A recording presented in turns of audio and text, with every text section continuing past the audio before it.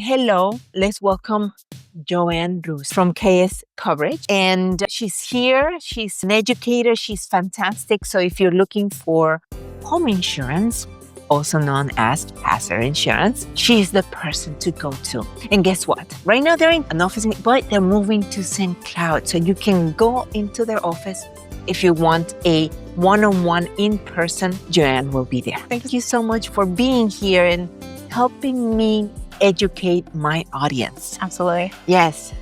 So we have a few questions for you. What do you like about home insurance? What do you like about this field? I like helping people and I like being able to interact with people. I've always been a people person, so it just kind of accentuates my strengths. And I really just enjoy building relationships with people in the community and just being able to give back.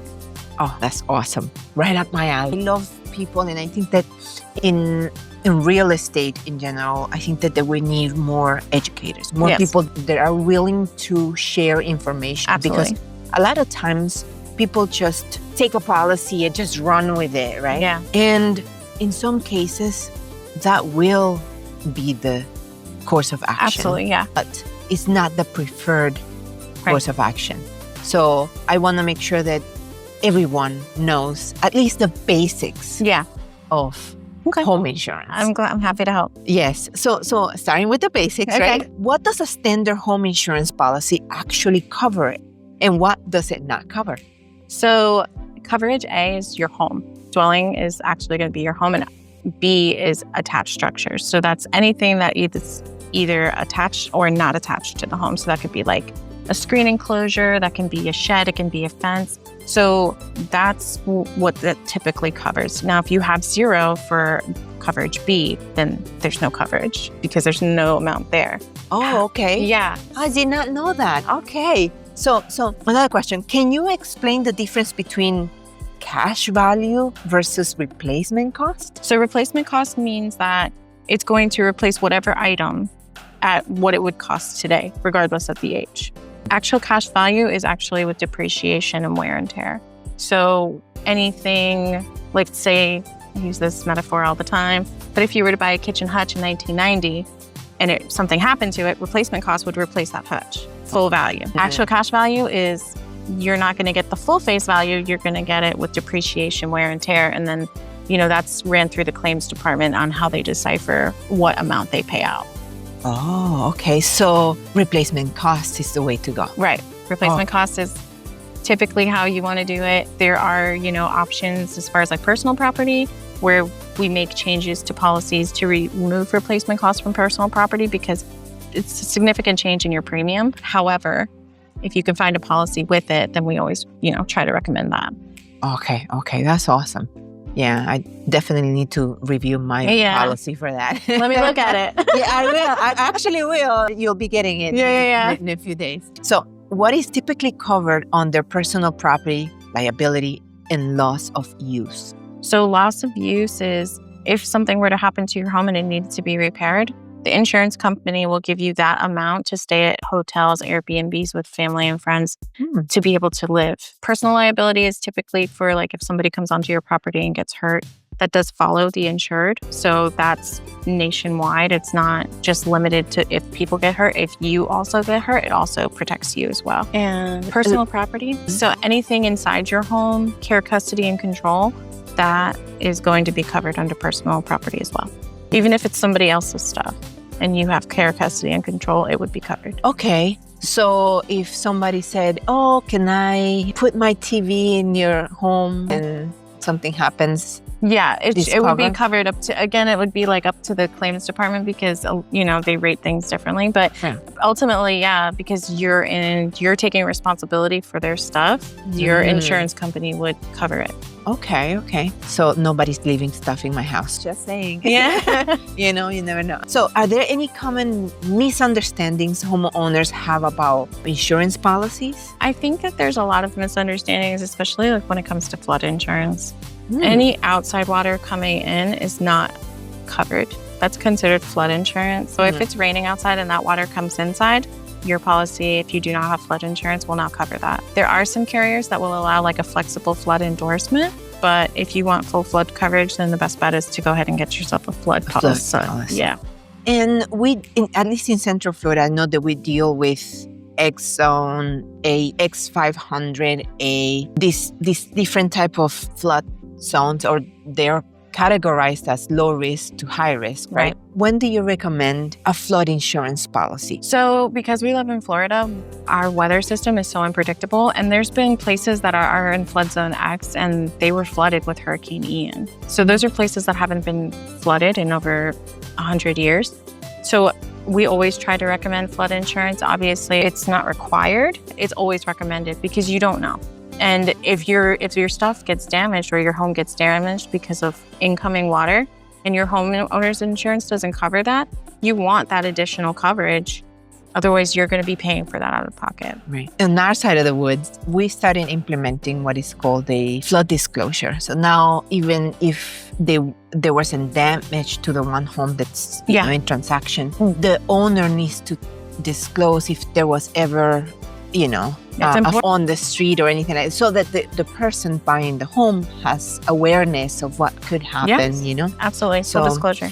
Yes, exactly. So how much is a flood insurance policy? It's not typically that expensive. It's usually like a couple $100s for a year, but I would definitely reach out to your broker, your agent, or Joanne. We're going to have her information down so you can reach out to her, okay? And get a quote, because honestly, I've seen them be like $400 or $500. It can be more in areas that are more high risk, but just for that peace of mind, it's definitely worth it. It's definitely worth looking into. Okay, awesome. Yes, I'm definitely looking into it. We were we had water around us and it was just like, maybe. Yeah.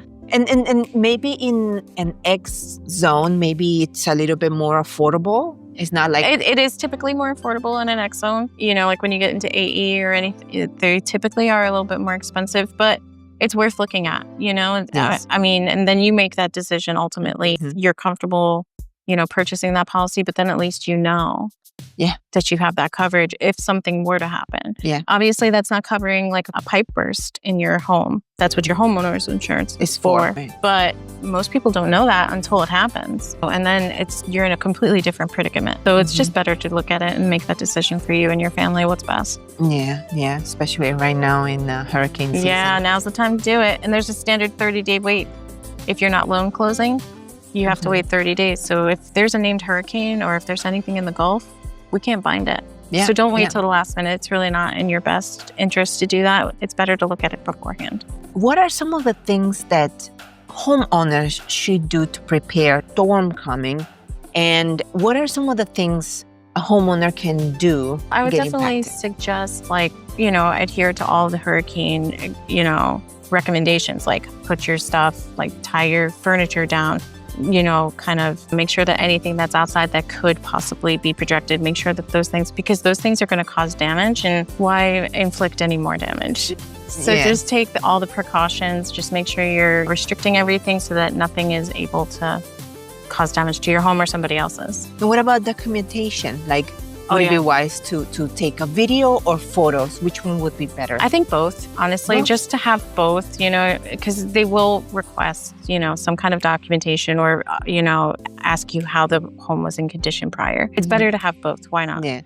Inside and outside, right? Inside and outside. I would take pictures of all four walls, the exterior, so you have that documentation to show what it looked like before and after. Okay. That's something I always recommend, but it's good to hear it from What about sinkhole coverage? Is that included or is it something extra in the regular? If you live in a sinkhole area, it's going to be required.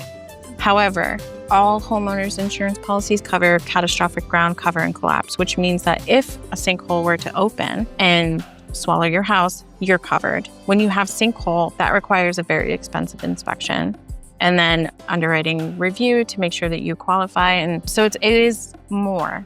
But that's more towards people who live in sinkhole areas. We live in Florida. Chances are you're not going to know you live in a sinkhole area until it happens. But just know that you're covered with catastrophic ground cover and collapse if that were to happen to you. That's in every standard homeowner's insurance policy. Oh, that's great. That's good to know. Yeah, because a lot of people ask this question, right? And we want to make sure that they are able to not buy a home because, there's sinkholes, or the possibility of... Yeah. Right? But you do, that's the difference, is like catastrophic cover ground and you're unaware. Now, if you live in an area and there has been activity, then you're going to be required to carry sinkhole. Right. I mean, you can carry sinkhole if you want to, but if you don't, know that your policy is still going to cover you if something like that doesn't occur. Gotcha. And how much would it cost for that extra coverage? It really depends on the risk. So it depends on the area. It would really ultimately be up to underwriting to kind of tweak the policy to cover that. And then also include that in the premium. So we won't really know until we run the quote. It's by scenario. Every risk is different. Two people on the same street can have completely different premiums. Oh. Yeah. So it would have to be ran through and then provide a quote to be able to really determine the price.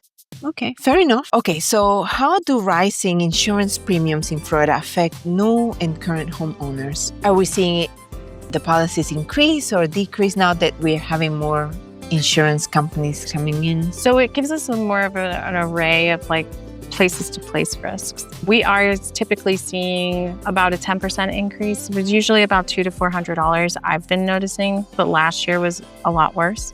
So typically I reshop it when I see it come in that's over a certain amount. And then at that point, we reshop it and we determine on whether it's better to stay with your carrier or to move forward with another quote. Oh, okay. My audience, you guys, to hear about savings, cost and savings, right? Because it's, that's how we make decisions. We like to save, especially in today's economy. I mean, who can blame them? Oh, right. So what factors affect cost of home insurance policy? So homeowners insurance is the biggest credit that you're going to get is a wind mitigation credit. That is all about how your roof was installed. So, single wraps over, clips or, hip roof over gable roof, those things, that's where all the multitude of credits come from. Also, homeowners insurance does run against your credit. So soft credit, but still credit. So it's, obviously have good credit. If your roof was installed and you have not the best wind mitigation credits, then you can always look into retrofitting, which is where a company comes out and instead of you having clips, they'll install single wraps or, it's just another nail. But it's definitely something to look into if you want those additional credits. Oh, that's really good to know. Yeah. Thank you. So you better be writing these down, okay? Or you can rewatch the video. So how can homeowners lower their premium without sacrificing coverage? Aside from the one tip you just gave us, is there anything else? You can adjust your deductibles. Now, obviously, 2% on a dwelling, depending on what your dwelling is, that could be pretty hefty. So you can always look at your all other perils deductible, which is anything other than hurricane. That is typically going to be, if you have 1,000, bumping it up to 2,500, that's going to give you a nice discount. The personal property, removing replacement cost and putting actual cash value, that's going to be a good premium reduction. You can also look at your personal property value. So that's typically 40% of your dwelling, but you can go ahead and reduce that to 25%, 30, 35, whatever you're comfortable with. Those things, I've saved quite a few of my clients a lot of money doing that. And it has nothing to do with the coverage on the dwelling itself. That's just your stuff. And then your all other perils deductible. So personal property is anything inside your house. So if you flip your house upside down and whatever falls out, that's your personal property. That looks very that's the best way to explain it. Somebody explained it to me that way. And I was like, perfect. That makes perfect sense. Okay. So, and to get discounts, what are some common discounts most people don't know about, like bundling, alarms, impact windows? Alarms, like having an alarm system and a fire alarm that is hooked up to your local fire station and your local police department. Ring is not going to suffice. So unfortunately, those are credits. They're not huge credits, but hey, the credits add up when you do them. Yes, they do. So that's a credit. And then also there are some companies that do military discounts. What about if your home is close to a fire hydrant? That's typically a credit. Okay. Like it's a requirement to be within so many feet of a fire hydrant. Like when you do a quote, they ask you how many feet you are away from one. Okay. So it has to be within 1,000 feet. So what about if the community has only one entrance? Do we get a discount? Single entry community. Thank you for bringing that up. Yes, you do. Yes. Yeah. How much? It really depends on the risk. It varies from risk to risk. but you do get a single entry discount. If there's manned gates, you get a discount. If you have like pass key gates, you get a discount because it's secured. So it's limiting the public from coming in and inside and outside. Yeah. That's good to know. Yeah. See, more discounts. So write this down. I keep telling you. So does the age or construction style of a home affect the insurance rate? And how? It does. So obviously frame is going to be more expensive because it's more likely to, not to be morbid, but it's more likely to catch on fire or to have issues. So when you have a masonry home, that you're going to get a little bit more credit for that. As far as year of construction, it can vary, but we have a market for everything. There's always somebody out there, even if it's going to be an HO8 policy or HO3 policy, there's so many different options, but it's ultimately the carrier's decision. But there's a market for everybody. Okay, so don't be afraid. You're going to get covered regardless. Yes. It's going to be whether the premium is up here or up here. Yeah. Okay. All right. So let's talk about inspections and claims. What type of inspections are required for insurance in Florida? So you need a 4-point that's less than a year old to bind for new policies. So if you're rewriting or you're brand new, you need a 4-point. Wind mitigation is optional, but as we discussed earlier, wind mitigation is necessary. Optional, but big credits when it comes to wind mitigation. So those two things, once we have those two things, then we're able to bind a new policy. Wind mitigations can be up to 5 years, unless you've had a roof replacement, then you want to have it re-inspected because those credits are going to be reflected on your new inspection. Are we talking a resale home, an existing home, or does this apply also for a new construction home? And what's the difference? So when the homes are over 20 years old, then that's when they're going to be requesting inspections. Homes that are brand new construction, they do not require inspections. We don't require wind mitigations. Those are automatically assumed. However, if your home is over 20 years old, those inspections would be required. Cool. How should a homeowner prepare for those inspections? They should make sure that everything that needs to be repaired is repaired. Because if the inspections show that something's not in good standing, you're going to have to make those repairs before we can bind. Oh, so if during the inspection we find something wrong, you guys are not able to issue an insurance. No. So they won't be able to sell because, you need a home insurance in order to sell. Yeah, so if you have anything that needs addressing, and maybe a 4-point would give you a better look at your home and like what needs to be addressed. But if there's anything that's unsatisfactory, then unfortunately we won't be able to bind until those things are taken care of. Yeah. And it's one of the reasons why I always ask homeowners, if you're thinking about selling your home, do a pre-listing inspection so that you are aware of what's going on with your home. Because, we live in the home. We all do. We live in our homes, but we don't really know till you know, Yeah, exactly. So it's best if you do a pre-listing inspection. Yes, I always recommend that. Let's talk about some policy shopping tips for buyers. Okay. What should a home buyer look for when comparing home insurance policies? So I would definitely look at your deductibles, number one, because you don't want any surprises. If you have a low premium, I would look at your deductibles. Your dwelling coverage, make sure it's at a price that you feel is going to be able to replace the home in which you're living in and which you're accustomed to. And then I would also look at your personal property. Just really look over the whole thing. And once you understand what each line means and what those prices are, then I think you can make a better decision as to what fits you best. Right. Yeah. Correct me if I'm wrong. Usually my go-to line is either you pay a higher premium and lower deductibles and vice versa. Is that? Well, so like we've done business together and I've done standard deductibles and the premiums have been low, but those are brand new construction. So in those situations, you're going to have a lower premium because it's a brand new house. Right.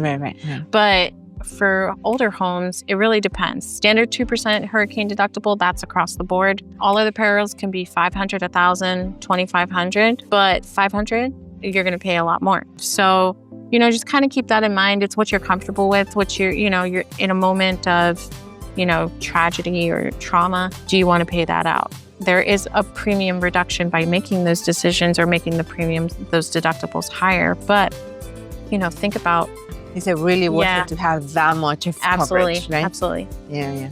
Okay. Well, keep that in mind. Yeah.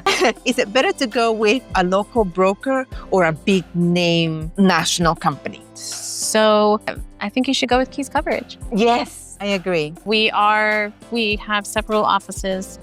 Our home office is in Tamarack. We are in Kissimmee. We are moving to St. Cloud. We have a Melbourne office. We write all over the state of Florida, and we also write out of state as well.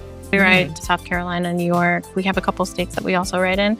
Awesome. But we definitely take care of our customers. I can attest to that. And a lot of people, especially from people that are coming from out of state and they want to move here, they think of the nation like, and sometimes they won't cover a home in Florida, period. Yeah. And the next thing is dealing with a huge premium and they get sticker shock and they just stop. Oh no, I can't buy because it's just too much money. Right. Well, Keys Coverage writes with over 30 carriers. So we have access to almost everybody in the market. We have an array of options for us to shop through and make sure that you're getting the best premium possible. Oh yeah, that's awesome. And that's the reason why you want to go with a local insurance broker. Aside from the fact that you have someone that knows it's not just someone that is paid to write a policy. No, she's knowledgeable. She's here doing these podcasts because she wants to educate you. And why not? Why not have someone who's going to help you make informed decisions about one of the biggest investments you own, right? So yeah, give her a call if you need home insurance. During the home buying process, when should buyers start looking for home insurance? Immediately. Just start getting numbers, just so you know where you're going, what to expect. We can bind anything 30 to 45 days prior. So as long as we have something, as long as we have all the information on the dwelling, then we can bind that coverage for you. Yeah. So my recommendation usually for the buyers is like, we want to do it during the home inspection. Right. That's because you get to do the inspections and whatever is required for you. You're able to have everything you need to provide the policy and bind it without having to wait for additional And that way, if reports. something pops up, then like, hey, we need to address this. At least we have time to address those things, So we always try to, even like when I'm reshopping policies, I start reshopping 60 days prior. So if something arises, we have time to take care of it before the policy proactive. Yeah. See, a proactive person, that's what we need. So what's the difference between a policy that meets the lender's minimum requirements and one that truly protects the homeowner? So we always, at Keys Coverage, we always write the policy what's best for the insured. Now, if you turn around and I don't care about that, we're going to do what you want. But ultimately, if it's in your best interest to have replacement costs on your personal property, then we're going to try it. But now, if you're not for that, then we'll absolutely make those changes.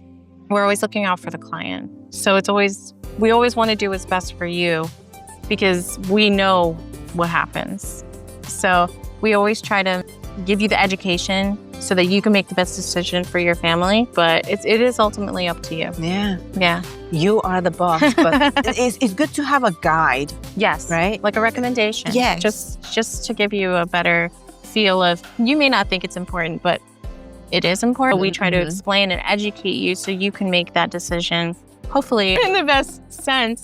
That's something that we are very, very proud of, is we try to educate our clients so that they're aware of why these things are important. Awesome. Can you walk us through a real life example of when a good insurance policy saved the day? Yeah, so I had a client, they had their auto with us and she wanted to explore homeowners insurance. So I went ahead and I found a policy that was in $3,000 range and she was paying well over $10,000 with another carrier.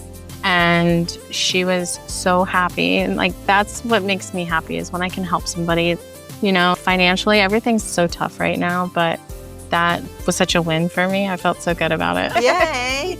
She saved some money. She did. So it's good to have that one person that's gonna guide you. For sure. So those are all the questions I have for you today. I want to thank you so much for taking the time to educate my audience. And I hope this is not the last time. I'd be happy to come back. Yes. Bring us news, anything new that you're doing at KS Coverage. Just share with us. Absolutely. We want to learn. I want to teach. Thank you so very much. Thank you. So nice to be here. Thank you. All right, everyone. Joanne Russo,